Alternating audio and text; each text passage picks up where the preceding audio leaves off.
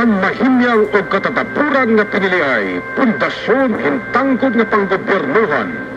Panginanua ang kada kandidato, kahura ang opinyon han iba nga tao, ayaw pagpasilaw hin kwarta, ayaw pagdara hin magkaritla magyakan, ayaw pagpahulga, kontrahon ang korupsyon.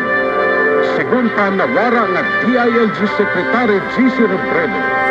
Parati kong sinasabi na hindi ho lahat ng matapat ay mahusay at hindi ho lahat ng mahusay ay matapat. Marami hong mahusay na loko at marami hong matino na walang alam.